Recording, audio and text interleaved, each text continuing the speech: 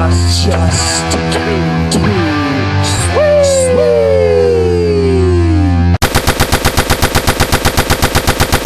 How's it going, everybody? This is the Nitty Gritty. My name is Chad. With me is Leonard. This is a show about pro wrestling, and sometimes we do a regular topic on a superstar, or maybe we'll do a topic on a series of moves or something standard like that. And other times we like to have fun, and that is what we are doing this week. Merry Christmas, Leonard, by the way. Merry Christmas at the time of this recording. That's right. And this week we are going to do another installment of our Unstable Stables. And this time we are going to be doing it on the Bullet Club. So the Bullet Club was primarily a stable that was appearing in the Japanese promotion New Japan Pro Wrestling. The group was formed in May of 2013 when Irish wrestler Prince Devitt betrayed his Japanese partner Ryosuke Taguchi and came together with American wrestler Carl Anderson and Tongan wrestlers Bad Luck Fail and Tama Tonga. Is that how you say that guy's name? Bad Luck Fail? I believe his name is Bad Luck Fail. What a great name. That is a fantastic name. I don't know if it means anything like in English, like if the connotation we have of it is the connotation they have of it. I don't know. Right. And it's spelled F-A-L-E, yes. Which is why I was questioning it. But anyway, so this was supposed to be a villainous stable of foreigners, and they were named the Bullet Club. It was initially supposed to be a duo with, Prince Devitt and somebody else, but it became so popular that eventually it was joined by the Young Bucks of Matt and Nick Jackson, Doc Gallows, and on and on and on, and would go on to feature 40 plus members over the course of its run, which is still going, by the way. Prince Devitt left NJPW in April of 2014 and was replaced by AJ Styles. So they would eventually get a Japanese member of Yujiro Takahashi. And they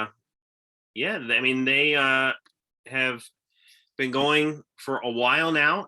So one would think that can be confirmed that it's a viable, popular stable. Certainly the logo of their t-shirt is enormously popular. I see it even used, the design of the simple design used on t-shirts on 24-hour t-shirt sites that I frequent. It'll be they'll change the logo and it'll be about Marvel characters or something like that. So the design is really, really popular. You see it all over the place. Their hand signals you see all over the place. You still see the talent today allude to their time in the Bullet Club in one way or another. But Leonard, why don't you tell everybody who Prince Devitt is? Well, you might know him better as Finn Balor. That's right. So he was the originator, and today we're not going to do all 44 members that we came across and associates. We have narrowed the list down to 20, and Leonard is going to tell you the rules of Unstable Stables and just exactly what we do.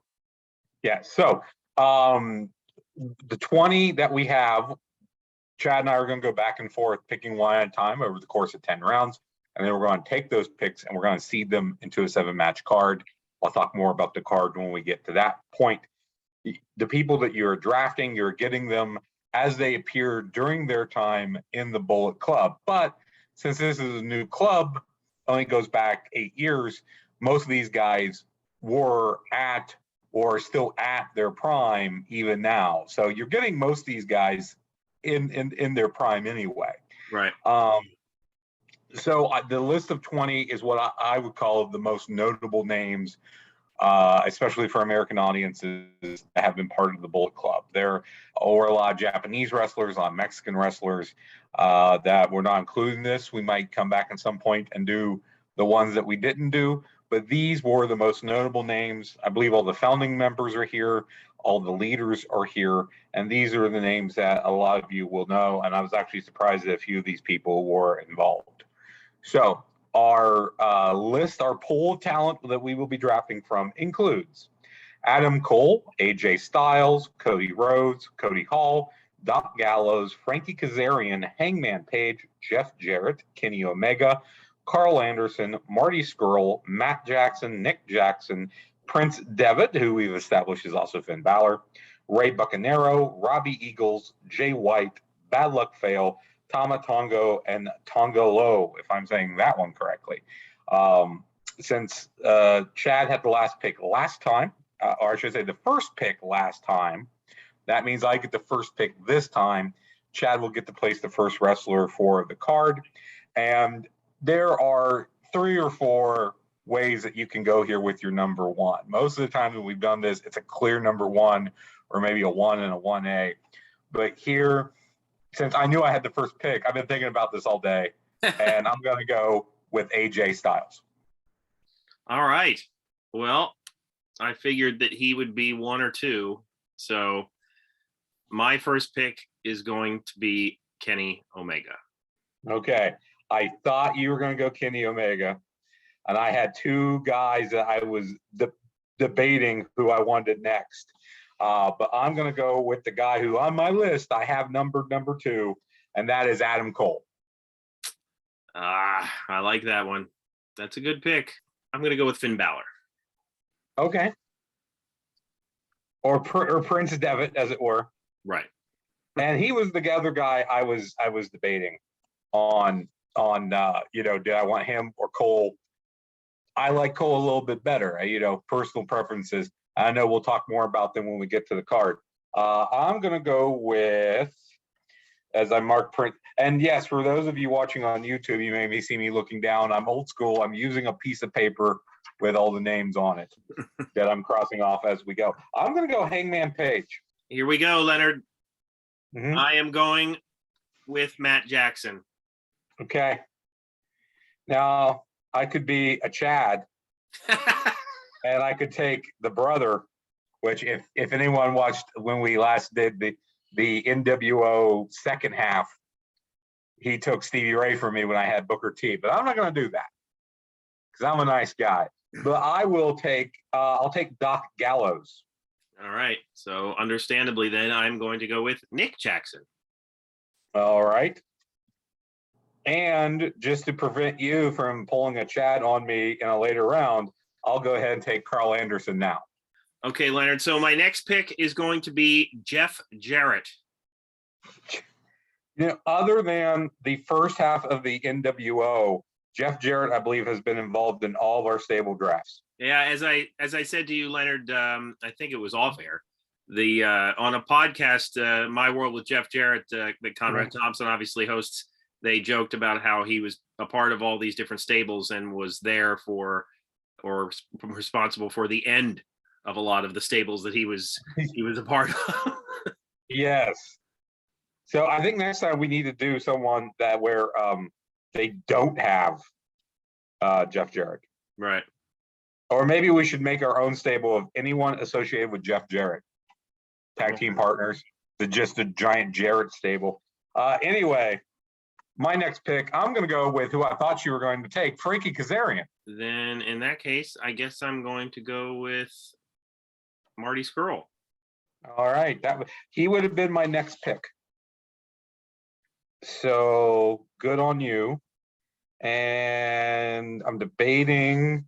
I got 2 ways I could go here. I'm gonna take the current leader, Switchblade Jay White. I'm gonna go Cody Rhodes. Cody Rhodes. I almost took him over Jay White. I've got to say I like Jay White a little bit better, especially nowadays. I'm gonna go with one of the founders. I'm gonna go with Tama Tongo. I think I am going to go with Cody Hall, who I did not realize is Scott Hall's son. Yes. Which is one of the reasons he made the list over a few other available choices. I'm just going to go ahead and take Tonga Loa again. Apologies if I'm not saying that correctly, but he is, of course, Tonga's tag team partner. They being the Guerrillas of Destiny, and they being the sons of Haku. That is correct, and I've heard good things about them actually. So since I am not as familiar with some of these other guys, and I like this guy's name, I'm going to go with Bad Luck Fail. Bad Luck Fail probably would have been the next one I would have taken. I know him a little bit, and again, I do like the name, and I'm going to go with Ray Bucanero. All right. So that would then be I have the last pick, right, Leonard? Yes, and there's only one name left. All right, and I like the band and I like the football team, Robbie Eagles. Robbie Eagles. All right. So let's take a look at who we have. This is our 10-man rosters.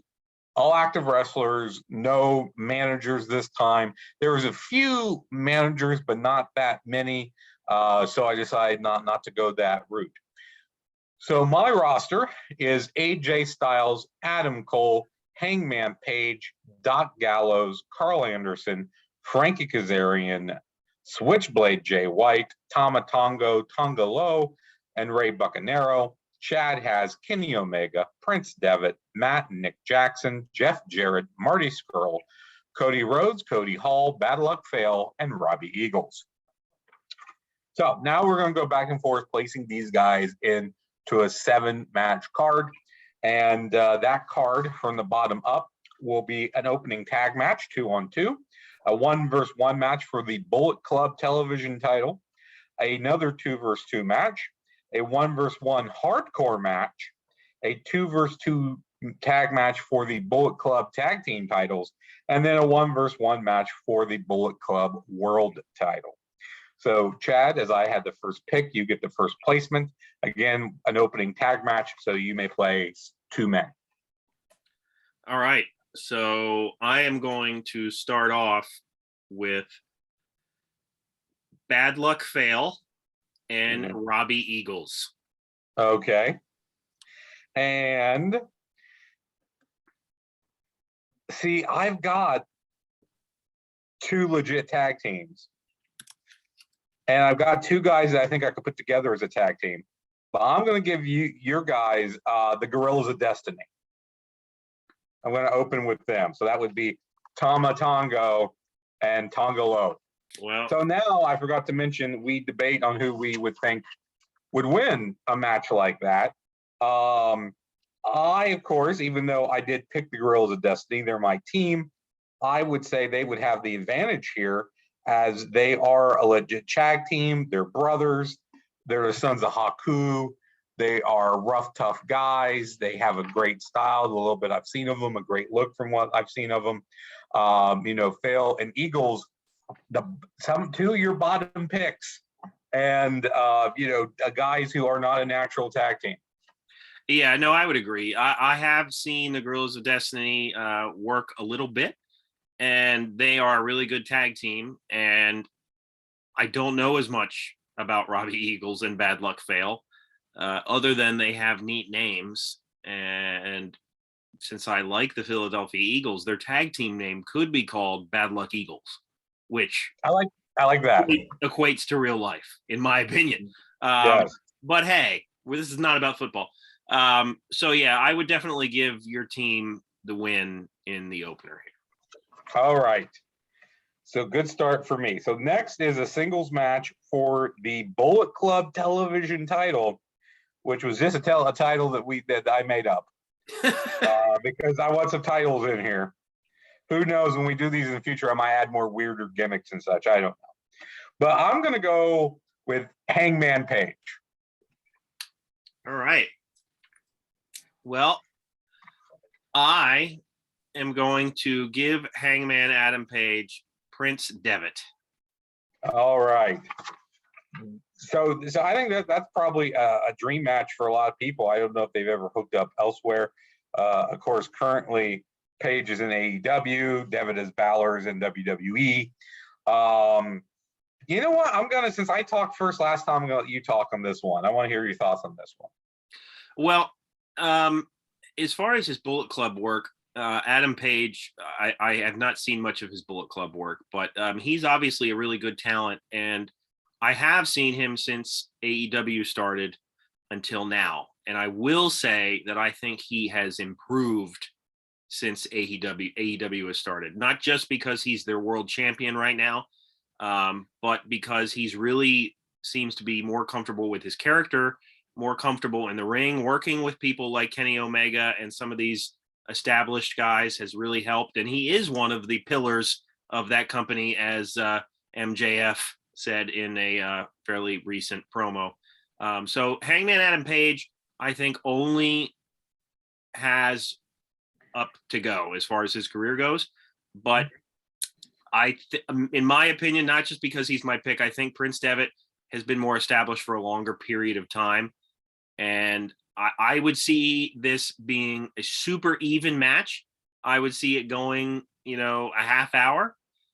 Side note, the 60-minute draw between Bryan Danielson and Hangman Adam Page was really great. If anybody out there is listening and hadn't checked it out, I highly recommend checking that out. But I would see Prince Devitt going over here. And to be honest with you, I see Finn Balor jumping ship at some point from WWE. I really do. Like, he's always in the conversation of the top guys there, but he's never quite been able to get over the hump since he won the Universal title initially and got injured right away. So anyway, I really like both of these guys, but I would see Prince Devitt eking it out by a hair. Yeah, again, that's one thing as we get to this is I know both of us never really watched a whole lot of New Japan, so I can't say a lot about their Bullet Club work. I'm more familiar with their more recent work. Hangman Page is one of the guys for AEW that I liked at the start, and I do, as we talked, I haven't watched much of the current product. I see things here and there. I think Page is continuing to improve, as you said, in the ring with his character all around. Balor, I think, is a little more seasoned at this point. And especially if you want to go back to Bullet Club, just on paper, Prince Devitt was the founder, the leader. Right. That's going to count for something. So given that, I will agree with you and say that Prince Devitt takes this match and wins the Bullet Club television title. All right. I got one. So we've got another. So yeah, it's one to one. So we got another tag match with me doing the placement again for that. I thought about doing a 6-man, but it kind of made the numbers a little jumbled, so I just went with 2 versus 2s. So right. I'm going to go with I'm going to hold my other established tag team, and I'm going to go with Frankie Kazarian and Jay White. These are guys who have kind of a similar build, I think, and a similar look and a similar style. I think they would work well together. Here I am talking before I know who you're putting against me. But yeah, that's why when I first looked, who's going to be my kind of put together tag team? I like the idea of putting Kazarian and White together. So who are you putting up there? I am going to give Kazarian and White Cody Hall and Marty Scurll. Okay. I thought you might do Cody and Cody, like Cody squared. Not quite. But yeah, so I think that honestly, I think this would be a really good, entertaining match. I do know a little bit of Marty Scurll's work. Not as much Cody Hall, although I really would like to check it out because, he seems to be pretty well built. And, some of the people he's been trained by, not only the fact that he's a second generation star, it really interests me. So I will definitely check out some of his work. But Marty Scurll is definitely the better talent on my team as far as that goes, the more seasoned, wrestler. But I will just go ahead and say, I think that based on Kazarian alone, I think that you have the upper hand in this. So I have no problem giving you the win here. But I do think it would be probably more even a match than some might think. Oh, definitely so. I think this is a tag match that would I think we got a lot of long matches on this card. I think that opener would be fairly short. just something to get the Gorillas over. Like you said, Page Devitt could go a half hour. I think this could go a half hour. It might not, like 20 minutes maybe, but yeah, I think all these guys match up really well. Skrull, I like what I've seen of him. I think he's a good villain. The thing with Cody right now is the fact that he's a great heel, but he doesn't want to be a heel. That's what I've heard and I've read, considering him in AEW. So I think that's a good heel team. Now, I know. You mean Cody Rhodes? Cody Rhodes, yes. I picked Cody Hall. Oh yeah, Cody Hall. Yeah. Cody Rhodes I haven't picked yet. Oh, I thought this was Marty Scurll. I thought this was Marty Scurll and Cody Rhodes, but it's Cody Hall and Marty Scurll. That's my fault. Yeah. Yes. Well, in that case, yeah, I think I beat that team every day. But no, I think you're right. I think that's a team that I think it would be close a decent amount of time. I think your guys play the heels in this. I like the idea of Kazarian and White winning with kind of a blitz of offense at the end. Right. So yeah, I'll definitely take that win. So next we have a hardcore match, 1-on-1 again, and this is you placing first. All right. Well, for my hardcore match, Leonard, I am going to throw you a bit of a curveball. Okay. And I am going to pick Kenny Omega. All right, Kenny Omega. Man, now I got to look because I thought you were going to do something else. And then I was going to do something else. Okay, this might get funky and weird.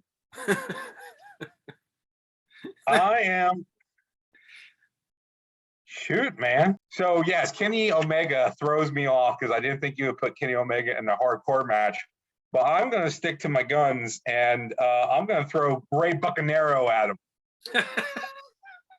Well, Leonard, as much as I would like to give Ray Bucanero this match, I don't know a lot about him, but I'm pretty sure that Kenny Omega would win that match all day. I've seen Kenny Omega in hardcore matches. I've seen him in death matches, for goodness sakes. Mm-hmm. So I definitely think that this type of style, works for him as well as a standard match. So I would definitely go Kenny Omega here. My only argument is that Ray Bucanero translates to Pirate King. Okay. So Mexican Pirate King versus Harpo Fingerfuck, as Cornette likes to call him. Oh, that's terrible. But it's... Yes. You may need to bleep that. Okay. Yeah, I mean, I figured you were going to go with one of your lesser guys. I thought you were going to throw Cody Hall in here, or maybe Bad Luck Fail in here, who you used earlier, of course. So that's why I saved out Ray. But yeah, Kenny Omega gets this. This is probably just be a shorter match to kind of get Kenny over, especially in the hardcore style. Right. So, no problem there. So next we have our tag team title match for the Bullet Club tag team titles. I get to place first this time. I think I know where both of us are going here. But my team, of course, would be the Good Brothers of Gallows and Anderson. And I would be going with Matt and Nick Jackson, the Young Bucks. So, Leonard, make your case. If you think the Good Brothers would win this match, which you're going to really have to make your case here. Okay. Gallows and Anderson, I think, to me, they're the better team. I think when they have the opportunity to do humorous stuff, they are very funny. I think the Young Bucks try to force humor and aren't funny because of that. I think Gallows and Anderson are better on the mic. The Bucks seem to do the same type of promo every time out. At least the Bucks matches I've seen have been very formulaic. It's like 18 super kicks and 6 dives to the outside. Gallows and Anderson, I think, are the more traditional type of team. The Bucks certainly have them, I think, where it comes to speed and agility, but I think Gallows and Anderson are the better technical wrestlers. I think they're the better power wrestlers. I also think that they have the better tag team chemistry because they work that traditional tag team style. They are going to isolate one of these guys. They're going to work them over. They're going to pick a body part.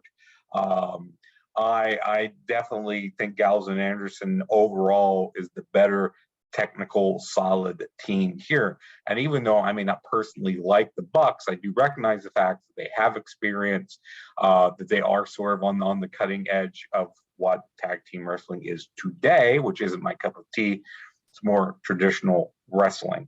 I think if you put them side by side and you start ticking off, who's the better promo, who's the better technical wrestler, who's the better power wrestler, I think Anderson and Gallows get those check marks more than the Bucks. Well, Leonard, that was a very well thought out argument, and I appreciate that. I will say that I do disagree about the team chemistry. I mean, I think we're dealing with brothers here in Matt and Nick Jackson, so I definitely think that they have more chemistry than the Good Brothers. Certainly, the Good Brothers would have them in terms of power. And I agree in terms of traditional tag team wrestling, the Good Brothers are certainly better at that style. I do think that although this is a styles clash of a match, I do think it would be an entertaining match. And you're probably right in that the Good Brothers would isolate one of my guys. But, this is one of those occasions where I really wish we had the phone a friend situation worked out, which we've talked about weeks and weeks in the past, and we've yet to do. So we might have to go a draw here. You know what? Let's go. You want to do a time limit draw? You want to do a double count out? Well, you know what? Since last time I did we could either do, you could put in the name generator if you want. So in the name generator, we have the Young Bucks winning, the Good Brothers winning, a double DQ, a double count out, or a time limit draw. I'm hitting pick the random name button, and it says double count out. All right. So that is the answer. So Leonard and I are divided in who we think would win. I think the Young Bucks would win. He thinks the Good Brothers would win. And this is how we've chosen to resolve that, by putting different options in the random name generator. And we cannot argue with that. So No, we cannot. We will move on to the next. That might even be more fair than having a third person, because a friend of yours might be biased toward you and a friend of mine might be biased toward me. So that's true. Knows? And I will just add that my strategy is, as a result of this match, backfiring right now. So yes. I like how I'm looking here. So I forgot to mention when I ran down the matches that there is another 1-versus-1 match straight up in between our tag title and world title matches. So again, 1-versus-1, you get the first placement this time. All right. So looking at who I have left here, it is not a lot. So I'm going to go with Cody Rhodes. Okay. That surprises me because I know who you have left for the main event. So I'm going to go with Adam Cole, baby. Yeah. So let's talk about it then. So Cody Rhodes right now is at a weird point in his career. I mean, he has really spent a lot of time and attention to his entrance, which I do think is cool. And his nickname, the American Nightmare, obviously kind of echoing back to his family history, and like he's all about that, and everybody knows that he's an executive in AEW, and everybody knows the story, and like he obviously has the reality show and he's host on a game show there, and so he's doing a lot, and the crowd is letting him hear that they don't like it. And he has stated that he's not going to turn heel, and who knows? He also said he was never going to fight for the world title, and he stuck to that. So it's a weird point in his career right now. And because I think he wants to be that hero. I truly believe that he wanted to become popular enough that people were clamoring for him to fight for the world title. I truly believe that was an end goal. But hey, I do think Cody Rhodes is very good in the ring, but not Adam Cole level good. So I will definitely give this to Adam Cole because he is really at a hot point in his career. He Mhm. did great stuff in NXT. He's doing great stuff in AEW. He's kind of the de facto leader of the Elite right now because Kenny Omega is out with a shoulder injury. So he is kind of the guy steering that ship. So and if it looks like, all of his buddies from NXT are going to be coming over soon. So we'll see what happens there. But anyway, yeah, I would probably give this to Adam Cole. I'm not going to argue and pretend that, Cody Rhodes would get the win here unless, Arn Anderson was bringing out the Glock. If we had associations with, Arn Anderson with the Glock, I would say Cody Rhodes wins this all day. But yeah. Maybe next time we can throw in a wild card pick and you could take whatever you want. So you could specifically choose Arn Anderson with a Glock. We should put that in our wrestler list for Fever Dreams, though. That needs to be that I think that could be a manager and a wrestler. Yeah. Or a Glock and a pole match. Yeah. Whichever. Yeah, I mean, there's not a whole lot for me to say since you were going to give this to me. I think this is a good match. I liked Cody Rhodes before. The problem with Cody Rhodes is that, and a lot of people may take umbrage with this, is I think he's a mid-carder that pretends he's better than he is. Yes, he was misused in the WWE a lot. I did like some of the stuff he did. I like the dashing Cody Rhodes thing. I did like that. And then when he broke out, when he was just purely working the indie scene, and he was doing stuff in New Japan, and he was doing, like, he had the match with Nick Aldis and stuff like that. That was where I thought he was really starting to come in his zone, starting to shine. I love the match he had with his brother Dustin Rhodes in AEW very early on. But then, as you talked about, he's kind of in this weird headspace now that I think is preventing him from, if he would just go to his natural level, I think as a personality and as a wrestler, he would be doing a lot better. Yeah, Cole is one of those guys who, even though I didn't watch a lot of NXT or a lot of Ring of Honor, if I remember correctly, he came from Ring of Honor and now AEW, who I always liked. And yeah, I think he's at a very high level right now and has been for a while. So I will certainly take that win. Which brings us to our main event. I get to place first, and of course, last guy I got on the board is my very first overall pick. Some people would say the best leader ever of the Bullet Club, AJ Styles. Yeah, and he will be facing Slapnuts, Double J, Jeff Jarrett. Yeah. And so let me talk about this first, because yes, although my strategy, I can point out at this point, was to throw Kenny Omega in early, thinking that the Young Bucks would win any tag match that they were in, and I was going to basically front load my matches and give you the world title. That was the plan at one point. But obviously it did not go that way so far. However, let's look at the history between these two, because there is a long one. These two have a very lengthy history in NWA TNA and then just regular TNA. So they have faced each other many, many times. Mm-hmm. And if you look at Cage Match, the website, most of the one-on-one matches were won by Jeff Jarrett. It may be because he was running the company. Who knows? But it might have a little bit to do with it. Yeah. However, whereas I do think these guys have good chemistry and it would be a good match, which is established. They've faced each other many times. Yes. Jeff Jarrett has talked about on his podcast, that how much he valued AJ Styles early on in the creation and growth of Total Nonstop Action, which was evident. He was their centerpiece until they forgot that, and then he left. But AJ Styles with the Bullet Club is another level of talent. It just is. He was in 5-star matches in New Japan Pro Wrestling. He was in so many great matches over there. If we were talking about early AJ Styles, I would probably push harder for Jeff Jarrett, based solely on the politicking.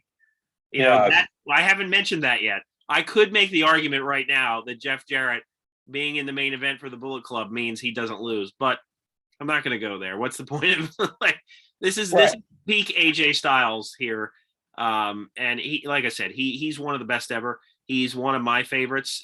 In my opinion, he is one of the top 3 talent going today. I mean, he made, almost into a name in WWE, and now they're starting their feud as we record this. So I mean, he can pretty much do it all. But so I would probably have him win here. But I don't know, Leonard. What do you think? Maybe you think Jeff Jarrett would win. Well, if this was Impact, maybe. Yeah. But when you mentioned the politicking, I would assume this is happening over New Japan. So AJ Styles probably has the more stroke over there. And again, early on, I could see that given the situation. But the fact that this is an older Jeff Jarrett against an AJ Styles at his absolute prime, in an atmosphere and a medium that we know he was very good in, being in Japan with the Bullet Club, I think that's the hard argument. I mean, that's why he was my number 1 pick. It's why I saved him for the main event. He deserves that. So and I should mention that even if I retroactively go back and give you the tag team title match, I still win 4-3. It's currently 4-2-1. So Merry Christmas. The Young Bucks are going to win that match now. Well, to me, that's a win in my book, because that means I have all but one of the titles. That's true. You have the tag belts now and the TV title belt. And we didn't say the hardcore match was for a belt, but if Kenny wants to carry around his own Kenny Omega hardcore title, God love him. Yeah, absolutely. So, well, congrats, Leonard. Merry Christmas. Merry Christmas to you winning. I want to say overall stables. I haven't kept track. Where are we? I think you have. Are we 2-2, or are you up on me 3-1? No. We're 2-2. We're at 2-2 now. Yeah. Okay. I'm not sure what stable would come next as far as large stables go. Now, we don't. I guess we wouldn't necessarily have to choose a large stable. We could choose one that's like medium sized. Yes. I mentioned this last time. It's a kind of a loose configuration, but the ECW originals. Oh yeah. I took a quick look at them, and I think we can. I think there might be around 20 or so of those guys. So let's say ECW originals next time we do this. We've also talked about doing a spotlight on Sam Houston, because I have a Sam Houston story to tell. Maybe we'll get to that next time. You mentioned we haven't done a move breakdown in a while, so maybe we should do another move breakdown, figure out which one we want to do. That's true. Arm drags coming soon. Arm drags. I was going to say arm bar, because Chris Jericho knows at least 1,001 arm bars. Yeah. So there you go. So I hope you enjoyed the Unstable Stable once again. If you have a stable you think we should cover, or if you think that Chad got screwed on this one, of course, let us know in the comments below. I mean, I think the only way that people would complain about anything that happened with me would be the Young Bucks Good Brothers draw, and you gave that to me to be nice. So, the other ones, I doubt anybody is going to argue in my favor, which is fine. But on a quick note, the Christmas end of the year season is sometimes known for having some of those odd TV matches that are really good. I mean, I mentioned the one on AEW, but WWE has had a few over the past. I don't know if they're going to have one now. I remember Shawn Michaels and Triple H had one at the end of the year years ago that was really good on Raw, and I think Shawn Michaels and John Cena, I want to say, had one as well. Yeah, I think the idea is that you want to cap the year strong. So, right. you pull out something that either is going to be good or maybe you haven't done before. And I think that goes back to the fact that companies, territory days used to run Christmas Day shows and Thanksgiving Day shows. They used to Sure. run holiday shows. Starcade was, I believe, wasn't that traditionally on Thanksgiving, and the Survivor Series was on Thanksgiving, and then I think Starcade started to run on Christmas and etc. I know Jim Cornette has talked about past about them pulling big houses on holidays, surprisingly enough. Right. Where now I don't believe any company, even indie companies, would run a holiday day show. Now maybe the weekend of, but right. Yeah. Yeah. I mean, if it just happens to be a TV, like if it's the show that occurs on a holiday, historically WWE will, do it no matter what. Yeah. But sometimes that's a clip show at the end of the year.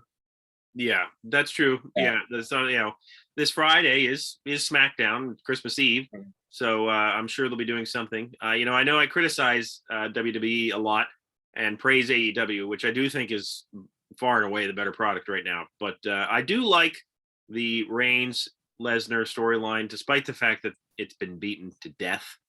Those guys have faced each other so many times. But I do think that, and the inclusion of Paul Heyman in there as sort of a triangle is interesting.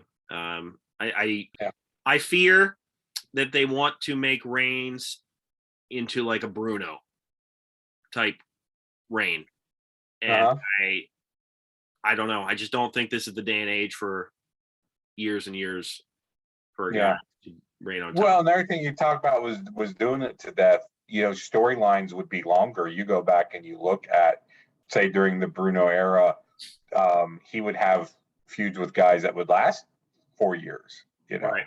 And even during the 80s with Hulk Hogan, that's one of those things that surprised me when we've gone back and we looked at old WrestleManias or old SummerSlams or old Survivor Series, is that, the feud with Andre ran from early 87 all the way to WrestleMania 4, Right. from 3 to 4 pretty much. Yeah, a long time.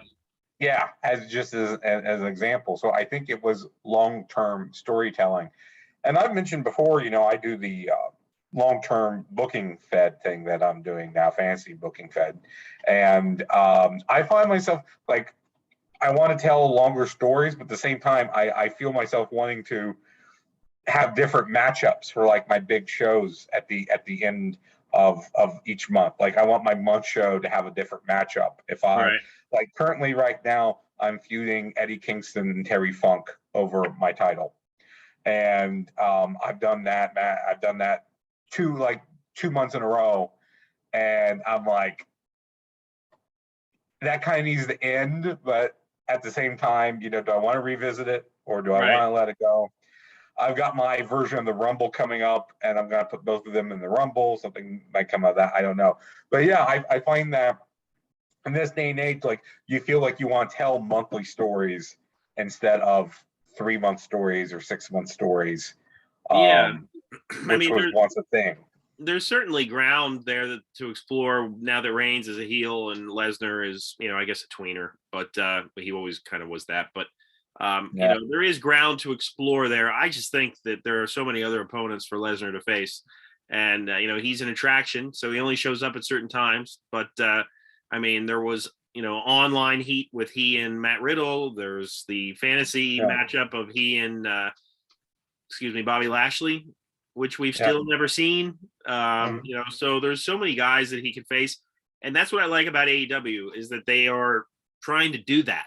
With some of the guys that they have in, have CM Punk face some of these random guys so that when those guys get popular down the road, we can look back and say, you know what, look, CM Punk faced,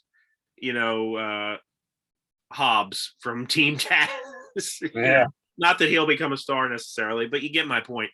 It's just different approaches right now, I think, to. Yeah, definitely so. And I think also the AEW, you have so many fresh matchups because they are still such a fairly new company. So when you bring in a name, then there are some, and I don't want to compare AEW to WCW, but if you look at the point, when WCW started bringing in the let goes from the WWE, and they jacked up in the ratings and popularity and pay-per-view buys.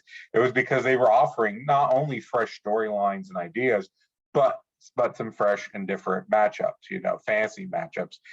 People will talk about Hulk Hogan versus Ric Flair, something that WWE could have done but didn't Right. do on television or a pay-per-view.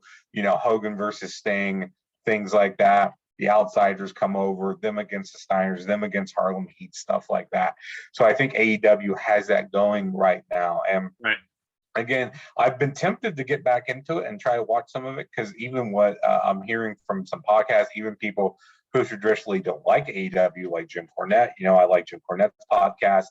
He gives them props more than he used to. There's a lot of things that he likes about the product now, and I think a lot of it is because when they started out, they had a lot of guys, and they still have those people on the roster that they kind of had to have people, but now they're using them, less. Right. And not to get off on another tangent here, but I think it's probably Tony Khan is scared to start letting people go because he doesn't want that negative connotation Right. that the WWE has for letting people go. If you got WCW had, I want to say 100 guys under contract around 98 or so. Jim Neidhart was never used. Right. Was signed, told to go home, and we'll call you in a month, and he never called. And he got paid, I think, 3 years. Lanny Poffo got a contract because of Randy and was going to come in as Gorgeous George, and got in shape and dyed his hair blonde and never got called. And we may get to that. Again, no one to compare AEW to WCW, but there are some comparisons there. Sometimes when you've got more money than God, it's not a good thing. Yeah, I mean, they definitely have a thing right now where they can have all these talent, whoever they want pretty much. And to the point where it is making WWE a little bit, worried. I mean, in the news recently, they threw, the rumor is 3 to 4 million at Kevin Owens to stay, because obviously he was thinking about leaving. Why? Because they basically use him as cannon fodder for whoever's on top. I mean, so and I think that's what a lot of these guys in WWE and NXT are going through. Johnny Gargano, who one could argue was the face of NXT, is gone now because he probably saw the writing on the wall, which is WWE is still run by somebody who looks at it like the land of the giants. And Johnny Gargano wasn't going to be used. And this was somebody who was in 5-star matches in NXT. The same with Kyle O'Reilly. I don't know about Johnny Gargano, but I can tell you right now, Kyle O'Reilly will show up in AEW. I mean, because all of his friends are there. So, and who knows? I don't know what's going on with Bray Wyatt. I have no idea. I really don't. I don't know if they're I don't know if they've already signed him or what, but the point is they do have a lot of people. And so far, I can't say that they are not using somebody well who they've just signed, and at the same time not trying to push some of the guys they already have. They are still trying to push some of the homegrown talent as well. I mean, they have a lot of people to use, and it's interesting. There's a lot of factions there as well. So it's an interesting time in the business right now. I'm anxious to see what happens. Hangman Adam Page is their champion right now. I guarantee you will see the day where MJF has that title. But I like MJF, of what I've seen of him. So I do hope that they use him. Again, the more that we talk here, I think I need to start watching AEW again. Maybe we should let me watch all of January, and then we should do a episode of, okay, I've actually watched a month of a current wrestling company. What do I think? I'm game for that. And one thing I will tell you before you decide to watch anything is the fact that they seem to be doing two different things with CM Punk and Bryan Danielson. Like Bryan Danielson was pretty much propelled right into the main event picture. Yeah. Whereas CM Punk is, my guess would be he kind of came in and said, I just want to have matches with different people, because he's kind of been in random feuds since he's been in. Yeah, that's what I've seen, that he seems to be going against less, I don't know if I want to say lesser talent, but a different style of talent than Bryan Danielson is. I still won't call him Daniel Bryan. So Jim Ross did it on air, so don't feel bad. Yeah. So I would. Maybe we should do that. Let me watch like a month's worth of AEW and then see what I think. And we've talked about this before. I think I'm just becoming.